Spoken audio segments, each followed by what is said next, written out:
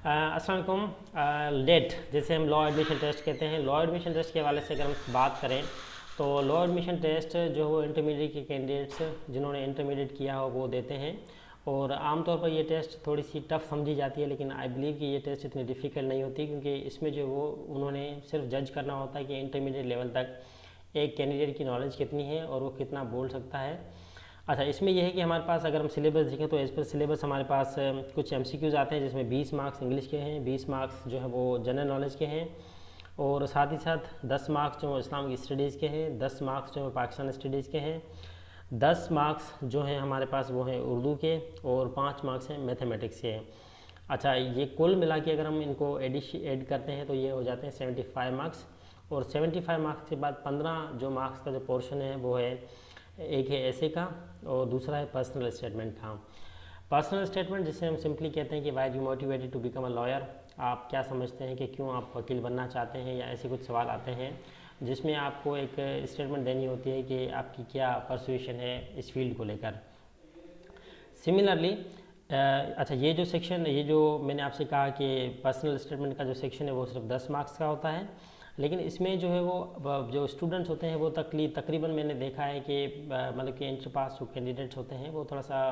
मुश्किलात का शिकार हो जाते हैं, जबकि ये इतनी डिफ़िकल्ट चीज़ नहीं है, क्योंकि ये आपके पास एक वो उन्होंने जो एक चॉइस दी हुई होती है कि आप या तो इंग्लिश में लिखें या तो उर्दू में लिखें। तो simply if you have the ability to speak in the public, in the public नहीं है, और आप जो दोस्तों में बैठकर भी अगर आप बहस करते हैं किसी चीज़ को लेकर, और आप उसी को लेकर आप जो उसी को लेकर आप अगर वो जो है वो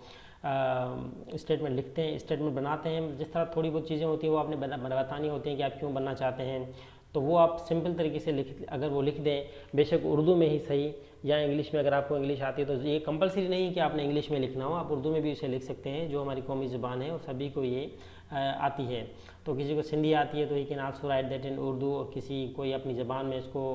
बता सकता है कि मैं एक अच्छा वकील क्यों बनना चाहता हूँ या मेरी क्या परसुएशन है लॉ की फील्ड को लेकर, और फिर उसी को ही वो ट्रांसलेट करे उर्दू में, तो वो वहाँ से भी लिख सकता है, इसमें कोई डिफ़िकल्टी नहीं है। और सिमिलरली एक ऐसे आता है किसी भी चीज़ को लेकर, पाकिस्तान का कोई करंट टॉपिक भी हो सकता है, कोई पुराना टॉपिक भी हो सकता है, और जनरल कोई चीज़ भी हो सकती है, तो उसको लेकर एक 10-15 मार्क का जो वो होता है। तो सिंपल इस तरह होता है कि आपने जो 10 मार्क्स और 15 मार्क का जो पोर्शन है, इसमें दोनों में 200 वर्ड्स तक का एक जो है वो आर्टिकल लिखना होता है, और या स्टेटमेंट लिखनी होती है, और उस स्टेटमेंट को लेकर फिर आपकी वो 25 मार्क्स भी उसमें काउंट होते हैं।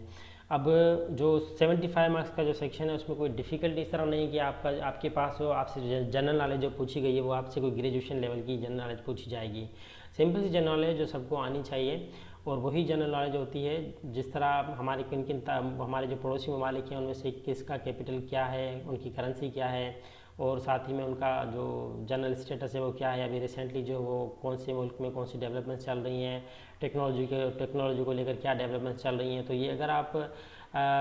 Even if you are attach on YouTube के मुख्तलिफ़ चीज़ें आप देख रहे हैं, या आप मुख्तलिफ नॉलेज वाली चीज़ें देख रहे हैं 15 से 20 दिन के लिए, तो ये टेस्ट क्लियर करना आपके लिए कोई मुश्किल सी बात नहीं होगी, और इजीली ये टेस्ट क्लियर हो जाएगी। अच्छा, पाक एमसीक्यूज़ की ही वेबसाइट को लेकर आप जॉब के लिए भी प्रिपरेशन कर सकते हैं, या मुख्तलिफ कोई अगर आपने टेस्ट की प्रिपरेशन करनी है तो you can do that as well. तो इसमें एक और चीज़ है कि एक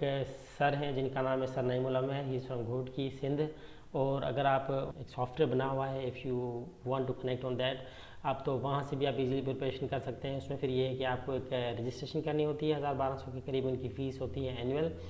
और उसमें आप जॉब की प्रिपरेशन भी कर सकते हैं, और लेट लॉ एडमिशन टेस्ट के हवाले से भी वो प्रिपेयर करवाते हैं स्टूडेंट्स को ऑनलाइन। तो आप वो वीडियोज़ वहाँ से देख सकते हैं, और वहाँ से अटैच होकर आपको एक सॉफ्टवेयर जो है अपने मोबाइल में डाउनलोड करना पड़ता है गूगल प्ले स्टोर के थ्रू,